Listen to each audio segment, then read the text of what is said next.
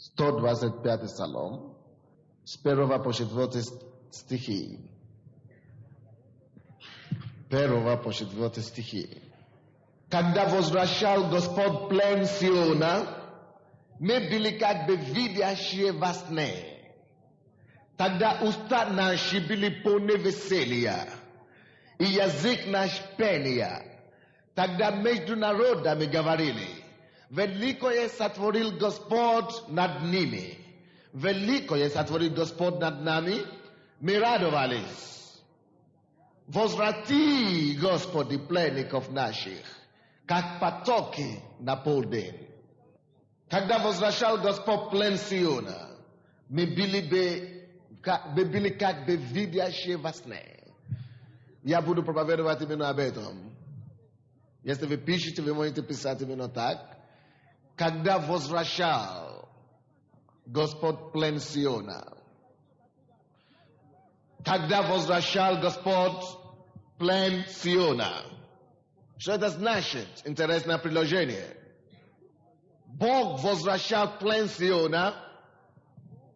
Это обозначает, Бог освободил Сиона. Что такое Сион? Сион, Новый Завет нам говорит, что Сион это есть церковь. Это прообраз церковь. Сион это было название Израиля, другое название Израиля или дети Божьи, дети Израилевые. Поэтому в Новом Завете для нас это обозначает церковь, это обозначает верующие, как мы с вами. И Библия говорит, когда Бог возвращал, что она обозначает, что возвращал? Вы видите, очень часто дети Божьи, дети Израилевые, они были взяты в плен, они были захвачены в плен, они были выведены из своей страны в другие государства, допустим, Вавилон. И они в этом случае были в Вавилонском плену. Но что-то случилось со времени. Мужчина и дочка и жена. Слушайте сюда. Что-то случилось. Бог посетил пленникам в плену. И Он возвращал их. Он вернул их в их землю. Он возвращал пленников. Это то, что Бог здесь имеет в виду, когда Библия говорит, когда возвращал Господь плен Сиона. То есть, когда Господь вернул людей, которые были взяты в плен. Когда Господь освобождал пленников, когда Господь вернул тех людей, которые были взяты в плену у дьявола. Вы видите, многие из нас, мы имеем некоторые вещи из нашей жизни, которые были взяты в плен у дьявола. У некоторых из вас дьявол уже украл и взял вашу радость в плен. У некоторых из вас ваша улыбка находится в плену. У некоторых из вас ваш мир покинул вас давно. Но слава Богу, что Господь возвращает плен Сиона. Аллилуйя. И Библия говорит, когда Господь Бог возвращал плен Сиона, мы были бы как видящие во сне. Господь хочет, чтобы твоя радость была так собственно тебе, чтобы она была вернулась тебе, чтобы она была возвращена тебе. Бог хочет, чтобы твой мир, чтобы Он вернулся к тебе, чтобы твой покой, чтобы Он вернулся к тебе, чтобы твоя жизнь, твои финансы, чтобы они вернулись к тебе, потому что Бог возвращает плен Сиона. Что у тебя находится в плену? Что сейчас плен? Из твоих вещей, которые Господь дал тебе по праву. Многие другие вещи. И это радостный момент. И когда Господь Бог возвращает плен Сиона, обозначает, когда Бог прикасается к нам. Тогда мы ощущаем Его чудо. Когда мы получаем прикосновение Божие. Тогда мы действительно как бы видящие во сне. Когда Господь посещает нас, когда Господь дает нам чудо, Tagda me despite no kag buto me ni sebe me patiriam rianos me do mais to me vasne.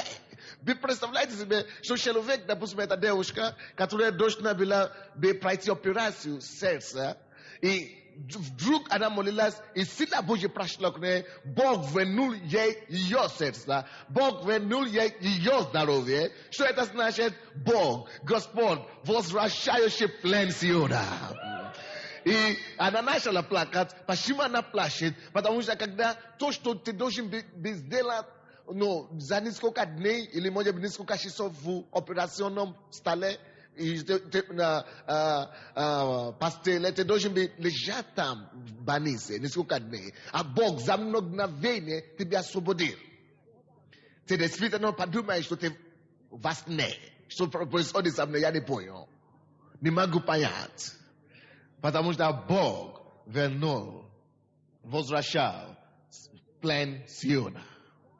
Вы можете смотреть на Бога сегодня, и вы можете смотреть на дьявола, вы можете смотреть на ваш плен и видеть, что это возвращается сегодня. Вы можете видеть то, что было украдено у вас, и видеть, как Бог возвращает его к вам во имя Иисуса. Бог сегодня очень возвращает плен Сиона. Бог хочет вернуть вам вашу радость, ваш мир, ваше здоровье, ваш покой, вашу семейную жизнь во имя Иисуса Христа. Аминь. И псалмопевец говорит, который писал этот псалом, говорит, когда Господь возвращал плен Сиона, мы были как бы видящие во сне. Тогда уста наши были полны веселья. Слава Богу, что Господь не забывает нас, что Он еще посещает нас сегодня, что Он еще возвращает плен Сиона, тогда наше лицо может быть полно веселья.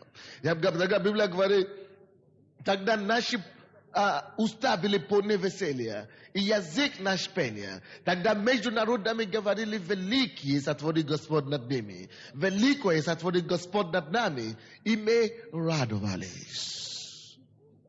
Бог хочет творить великое для вас, чтобы вы радовались. Аллилуйя. Аллилуйя. Когда возвращал Господь плен Сиона, ваше имение не должно быть в плену. Ни у дьявола, ни у мира сего. Она должна быть у вас в руках, чтобы вы могли радоваться. Я вам хочу сейчас перечислять некоторые вещи, которые будут с вами, когда Господь возвращает ваш плен. И церковь должна быть такое место, где люди всегда находят себя, где люди всегда находят что-то, которое они потеряли когда-то. И я помню, когда я часто слушал свидетельства здесь, и многие люди свидетельствуют, что как будто они приобрели свою жизнь снова, когда они пришли к Богу. Потому что Господь возвращал плен Сиона. И они начали жить снова. Все то, что они потеряли улыбку, они приобрели улыбку еще раз. Они потеряли радость, они приобрели радость еще раз. И это то, что должно постоянно происходить в церкви. Давайте я перечислю вам первое, что происходит с человеком, когда Бог посещает его, когда Бог посещает его чудесами, знамениями, когда Господь возвращает его плен, когда Бог Израилев вспоминает об оставленных в Иерусалиме. Что происходит? Во-первых, вы теряете чувство реальности. Вы теряете своего я не хочу сказать ума, но как это лучше говорить? Вы видите, вы теряете чувство реальности, короче. Очень многие люди, которые приходят сюда, они говорят, что с ними? Они так радуются, так. Вроде бы не выпили ничего. Действительно, не выпили ничего. А чего они так радуются, пляшут, хлопают. Что с ними такое? Непонятно.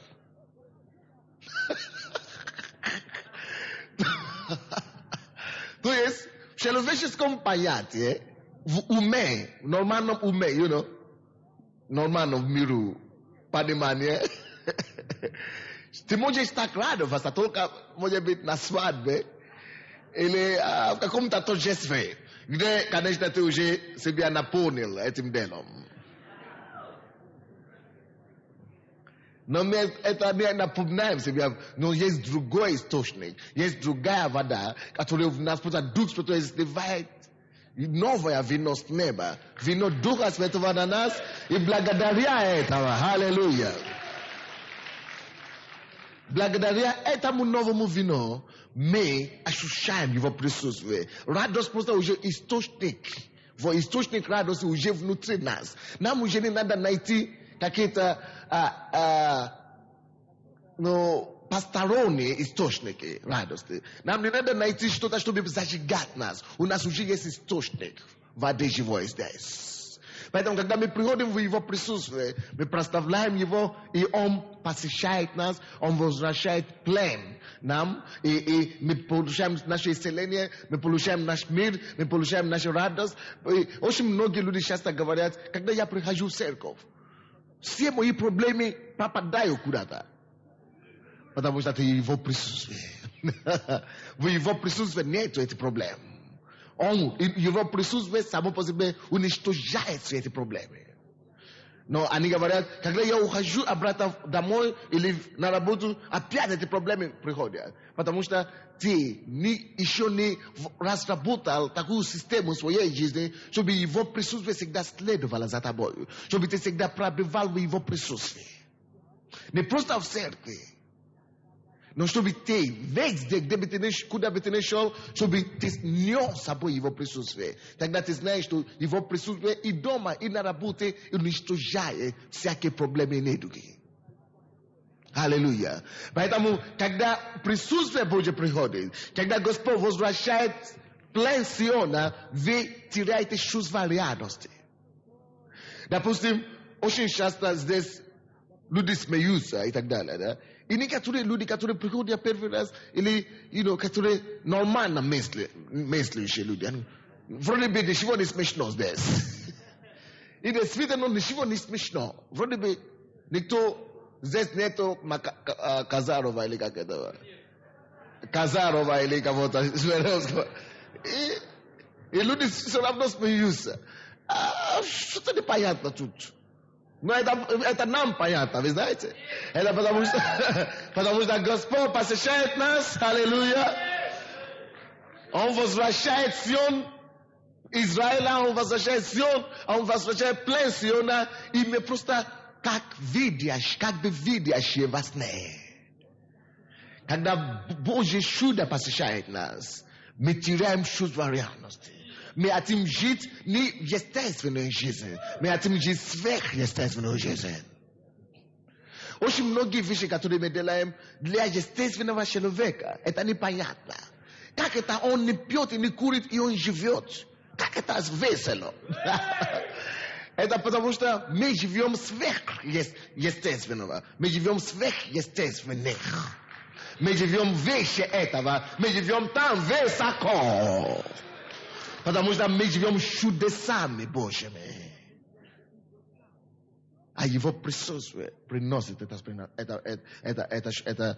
чудеса. Это то, что Давид говорит. И это не только что-то новое. Это не просто в наше время. Это не просто в нашей церкви. Это в христианстве всегда было полна такие вещи. Христианство с самого начала это религия чудеса. Это вера, которая животворяющая вера. Это не новое. Если в других церквях нету этого, или в церкви, к которой мы привыкли, нету этого, это еще не значит, что это не есть церковь. Это еще не обозначает, что это есть секта. Нет, давайте посмотрим, какая должна быть церковь в Библии. Давайте посмотрим, какая должна быть Бог. Какой должен быть Бог в Библии. Это Бог, который мы видим в Библии, это Бог, который возвращает плен Сиона. Это Бог, который возвращает радость. Это Бог, который возвращает все то, что дьявол крадет, и все то, что дьявол уже украл. Это есть тот Бог, который тому Богу мы служим сегодня. И Он все еще делает чудо, Он все еще посещает своих народов, Он все еще делает нам приятно, Он все еще дает нам Сверхъестественные чудеса и знамения. И когда он это дает, Библия говорит, не только мы сегодня, но даже Израиль, вся Израиль. Библия говорит, что мы были, весь Израиль, вся страна была как бы видящая во сне. То есть мы живем, мы ходим по воздуху, можно так сказать. Мы ходим по воздуху, мы не живем их заботами. Мы не живем их страхами.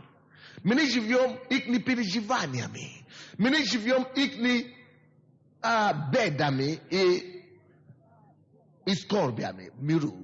Мы живем над этими всеми. И люди смотрят на вас, как ты мыслишь так? Как ты говоришь по-другому? Как будто ты здесь не живешь на Украине. Ты что, не замечаешь все эти проблемы? Не замечаешь повышение цен? Не замечаешь, что это самое? Не замечаешь? Нет, я не замечаю. Я живу в другом мире. В каком мире? В Царстве Божьем. А в Царстве Божьем праведность, мир, радость Духа Святого. Поэтому не никогда беспокойся. Я теряю чувство реальности, которая у вас есть. Я имею другая реальность. Сверхъестественная реальность. Вы поняли то, что здесь говорит Давид, когда он говорит, мы были бы как видящие во сне. То есть то, что с нами происходит, только во сне такое может быть. Но это на самом деле не во сне. Кто-то из вас когда-нибудь видели сон, в котором сбивалось то, о чем вы мечтали в свою жизнь. Это со всеми это бывает. И почему вы стали, это же сон. Почему вы видели, что это сон? Потому что это слишком фантастически, это слишком невозможное. И такие невозможные вещи, они очень быстро сбиваются во сне.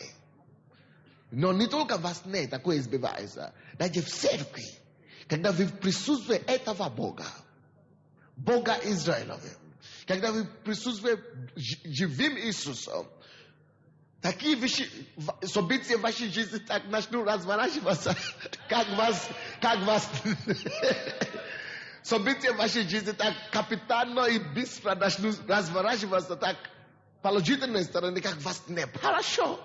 На то, что Бог делает, чтобы мы жили в состоянии чудеса каждый раз. Состояние ожидания что-то новое. Что я шагаю, я вижу чудо. Я иду направо, я вижу какое-то удивление, какое-то чудо.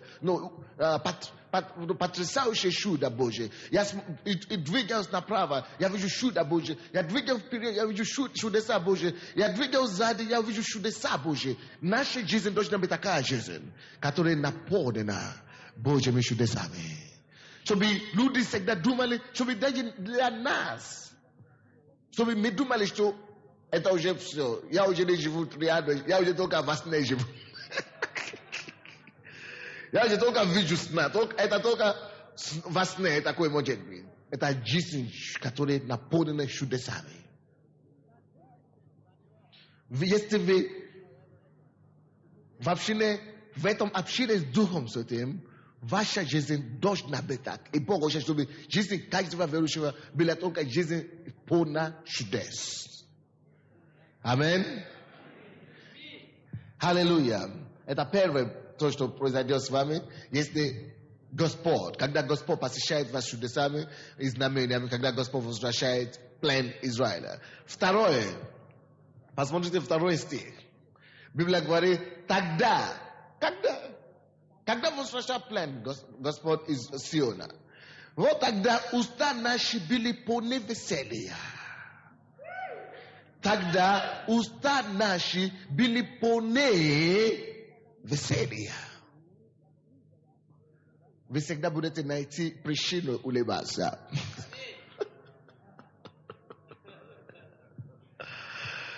И видите, давайте посмотрим сейчас, разберем этот вопрос о смехе.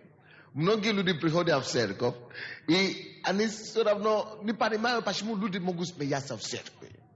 В церкви вы должны быть в своем платке, черном платке и благоговении. Даже разговаривать нельзя, тем более смеется. Это грех против Бога. Бог, наверное, вас убьет. Вы знаете, почему это так? Почему в церкви люди так думают? Потому что там Бог не возвращает плен. Но там, где Бог возвращает плен, там, где Бог возвращает исцеление людям вместо болезни, там, где Бог возвращает мир людям вместо беспокойства, там, где Бог возвращает радость людям вместо печали, там, где Бог возвращает покой в семье и так далее, и спасение людям, дорогой мой, неизбежно там будет веселье, там будет радость. Поэтому церковь должна быть место радости. Церковь должна быть место веселья. Потому что здесь мы получаем повседневно чудеса Божьи. А там, где люди получают сюрпризы, приятные сюрпризы, там, где люди получают дары, подарки, там будет веселье. Там будет только веселье. А в этой церкви это то, что мы получаем. Поэтому мы веселимся, поэтому наши уста наполнены веселья. Бог говорит об этом, Библия говорит об этом, что когда Бог возвращает плен своему народу, наши уста тогда наполнены весельем. О, веселье, полное веселье. Наполнены веселье. У многих людей, они уже теряли, что такое веселье. Они уже, им даже не интересно уже жить. Они уже даже забыли, что где-то бывает радость на свете. Поэтому вам надо приходить в присутствие Божье. Побольше там быть. Потому что там Господь возвратит ваш план. А когда Он это сделает, вы не будете знать, откуда веселье пришло к вам. Вы просто оживитесь тем, что у вас уже в устах веселье. Потому что Бог делает. Когда Бог возвращает плен, когда Господь дарит свое чудо вам, то, что вы ждали всю вашу жизнь, когда Господь посетит вам и даст это вам, веселье не будет далеко от вас. Вы обязательно улыбаетесь. Видите, если человек пришел, Иисус, он уже был в больнице, и люди сказали, у тебя рак, и иди умереть. И человек пришел в церковь, он не умер, опухоль исчезла, все раковые признаки исчезли. Такой человек, он без проблем будет улыбаться. Не надо научить такому человеку, как смеяться. И этот человек даже, он не очень знает, где он находится. Либо это в церкви, либо это на улице. Он просто очень радовался, прыгать и веселиться. Это нормально. Когда Господь возвращает плен Сиона, тогда уста наши наполняются весельем. Поэтому, если вы думали об этом, если вы задумались, почему в этой церкви люди так радуются, люди так смеются в церкви, шумно так, это неудивительно. Это потому что Бог возвращает плен Сиона. Давайте откроем Бытие. Посмотрим такой пример в жизни одного человека. Так, это Бытие 21 глава 6 стих. Бытие 21, 6. И сказала Сара, смех сделал мне Бог. Кто не услышит обо мне, рассмеется. Можно по-другому читать этот стих. И сказала Сара, смех подарил мне Бог. Смех подарил мне Бог. Вы знаете почему? Давайте будем читать с самого начала. С 5 стиха. С 5 стиха давайте будем читать.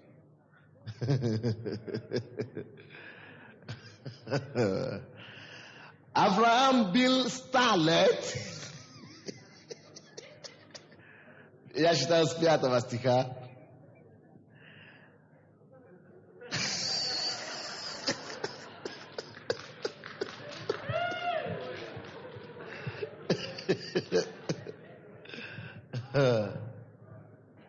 Авраам бил 100 лет, когда родился у него Исаак, сын его.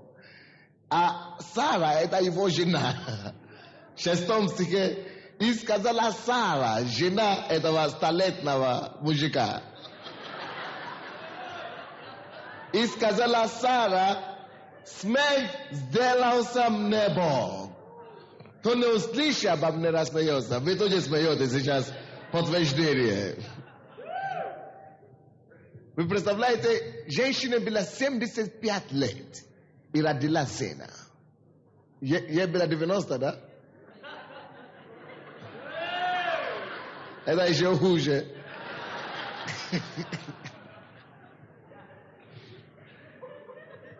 Женщина была 90 лет, а мужу было 100 лет, и Бог подарил им смерть. Бог подарил им ребенка. Как не веселиться в таком случае? Как не радоваться в таком случае? Тем более, что у них не было никакого ребенка до этого. Аллилуйя. Поэтому Сара подтверждает это и радуется в Господе и сказал, смерть сделался мне Господь. Смерть подарил мне Господь. Бог хочет, чтобы твоя жизнь тоже была наполнена смехом. Он говорит, и кто услышит обо мне, тот насмеется. То есть он получит эту радость. Смех – это то, что Бог дает. Это не дьявол придумал смех. Это дьявол развращает смех. Но смех – это то, что Бог хочет тебе давать постоянно. В каждом шагу своей жизни, чтобы твоя жизнь была наполнена весельем. Когда Господь возвращает плен Сиона, мы были как бы видящие. Тогда наши уста были наполнены весельем. Слава тебе, Господь, и побольше возвращай плен Сиона, чтобы наши уста побольше наполнены весельем. Тебе это надо. Тебе надо, чтобы Бог продолжал постоянно творить что-то в твоей жизни, чтобы твои уста постоянно наполнены весельем. Бог заинтересован в этом, чтобы ты всегда радовался в нем. Бог заинтересован в этом, чтобы ты всегда веселился. Бог не заинтересован, чтобы ты был грустным и неинтересным. Бог хочет, чтобы ты был интересным, чтобы твоя жизнь была интересная, чтобы твои уста были наполнены весельем. И Бог подарил смех Саре и Аврааму. И она смеялась. Смеялась от радости. И видите, очень редко видеть человека, который радостный, счастливый, чтобы не смеялся. Радость вызывает смех. И Бог хочет, чтобы наша жизнь была наполнена таким приятным смехом. Аллилуйя. Аллилуйя. Когда Господь возвращал плен Сиона, тогда наши уста были наполнены весельем. Господь возвращает плен своего народа. Возвращай плен каждого человека. Возвращай плен моей жизни. Возвращай мне плен, Господь. Чтобы каждый раз мои уста были наполнены весельем. Это второе, то, что происходит с вами, когда Господь посещает вас, когда Господь изменяет вас, когда Господь, что произойдет, ваши уста наполнятся, ваш язык наполнится пением. Как там написано. Давайте откроем 125 Псалом, который мы читали, и посмотрим второй стих там. Тогда уста наши были полны веселья, и язык наш пел. Вы здесь? Vidite što поэтому мы все поем в этой церкви. Мы все поем. Мы не сидим, чтобы оркестр играла, а мы сидели и голову кидали голову и говорят, правильно поете. Это не концерт. Бог хочет наполнить ваши уста весельем. И не просто это, и язык ваш пением. Бог хочет наполнить ваш язык пением. Ты говоришь, что у меня нет голоса. Это не важно. Просто наполнить пение твои уста. Потому что ты даже не будешь знать, когда ты начнешь петь. Ты начнешь радоваться, ты начнешь прыгать, ты начнешь веселиться. Это естественно. Почему? Потому что Бог посетил тебя.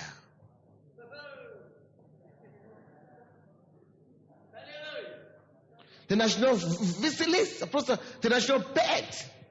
Ты пойдешь, вы слышали то, что я говорил вчера, что когда люди полны Духа Святого, что они начинают петь, вы идете на улице, морозе, вы поете «Аллилуйя, аллилуйя, аллилуйя». А люди говорят, что с человеком? Неужели у него нету заботы? Странный такой. А вы не обращайте внимания на них. Просто радуйтесь, потому что вы уже потеряли все равно реальность. Поэтому ваша их реальность уже не действует на нас. Это уже не играет роль. Бог наполняет мои уста веселье. Что мне делать? Веселиться. Бог наполняет мой язык пением. Что мне делать? Петь Господу славу.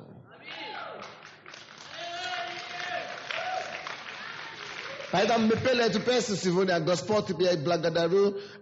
Господь ощу петь тебе славу. Потому что ты пустился с небес. Аллилуйя. Когда Господь посещает вас, когда Он пускает в вашу жизнь, когда Он возвращает план вашей жизни, вы найдете себя, вы поймете себя в этом действии, что мой язык поет. Многие из вас, вы даже не знаете слова этой песни, но все равно вы поете. Что вы поете? Вы даже не знаете. Потому что оттуда идет, из духа вашего. Аминь. Потому что Бог посетил вас.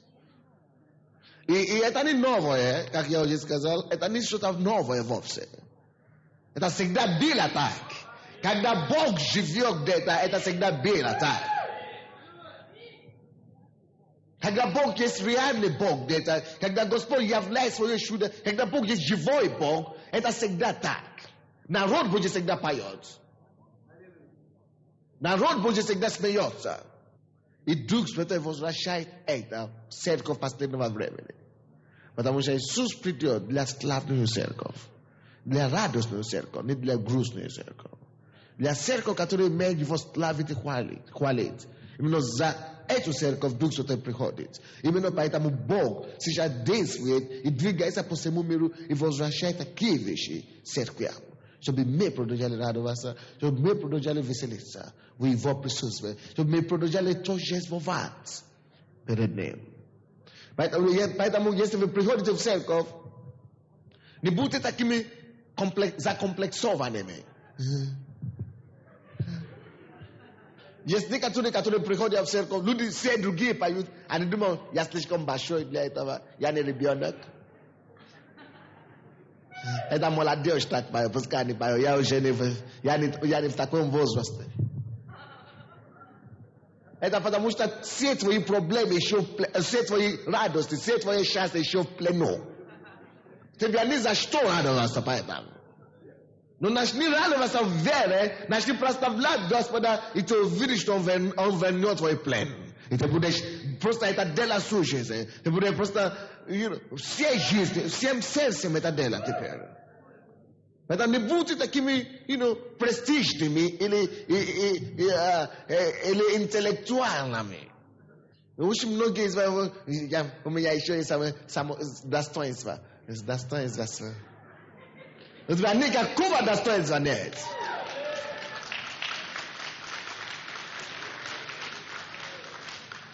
Если у тебя есть достоинство, проявляй это в том, чтобы прославлять его.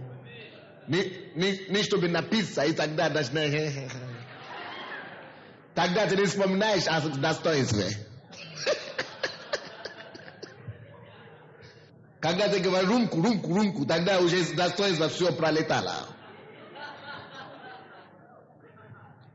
А когда надо проявлять достоинство, на самом деле ты говоришь, нет,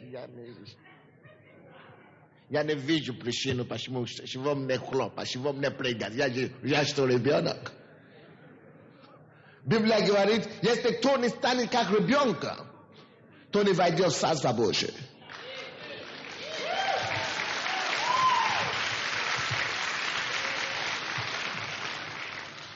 Поэтому не обижайся, не смотри на меня так. Это Бог так говорит.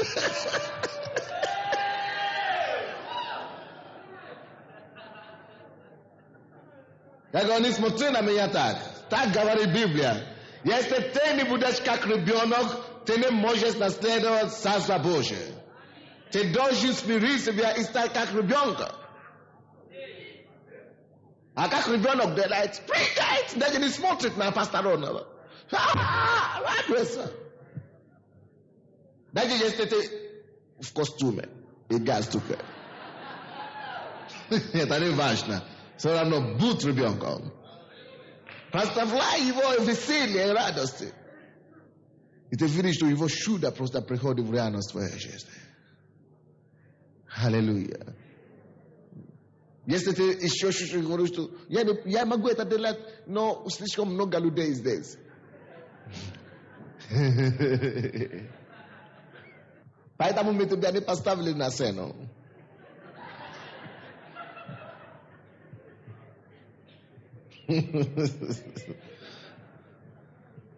Ты должен знать, что ты это делаешь не для человека. Значит, если человек смотрит на тебя, это человек, это значит, он не понял ничего. Потому что тот человек, кто должен смотреть на него. Чтобы Бог мог принять его славу и твою славу тоже. Поэтому давайте будем детьми перед Богом. Будем просто в простоте перед Ним, будем веселиться перед Ним, будем прославлять Его, наш язык будет наполнен Его хвалою, Его пением, мы будем петь Ему славу во имя Иисуса, мы будем прыгать и веселиться перед Ним, мы будем просто быть как детьми перед Ним, мы будем славить Его, и не только в церкви, но на улице тоже. А то есть некоторые, которые будут прыгать, смеяться в церкви, но когда они выходят на улицу, ты думаешь, что катастрофа попала на них. Но его присутствие должно быть так сильно в вашей жизни, не только когда все собраны, тогда легче. Но его присутствие, вы должны быть наполнены Духом Святым каждый раз. Дух Святой должен быть так реально для вас. Дух Святой должен быть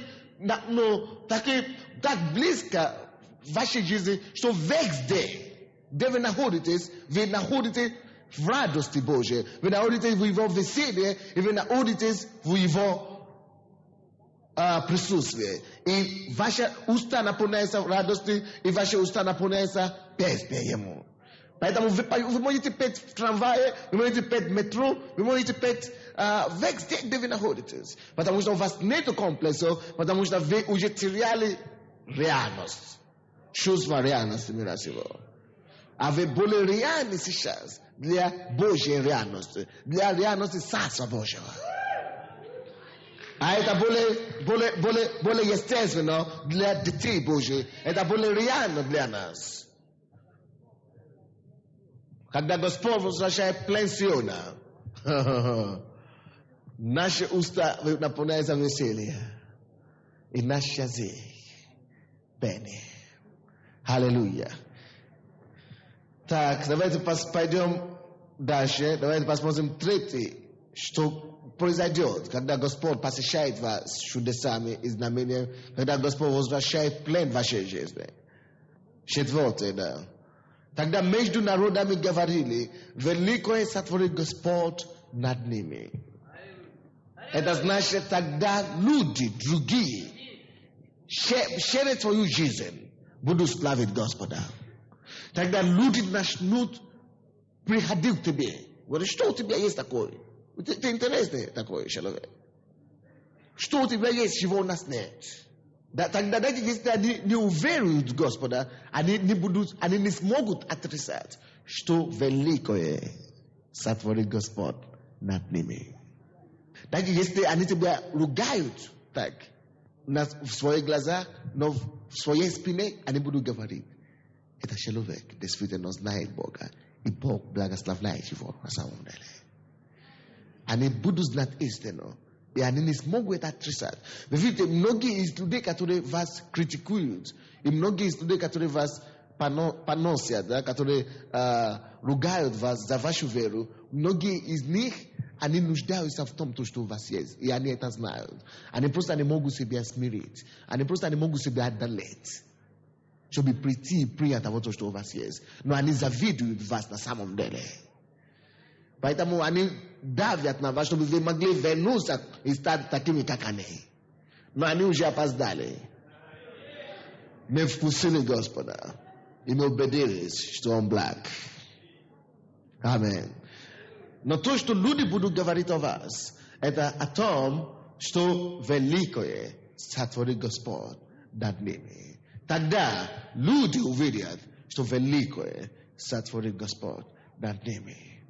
Пускай твоя радость, пускай твое веселье, пускай твоя жизнь так сияет Бога, показывай Бога так сильно, чтобы люди видели действительно, что великое сотворит Господь над ними.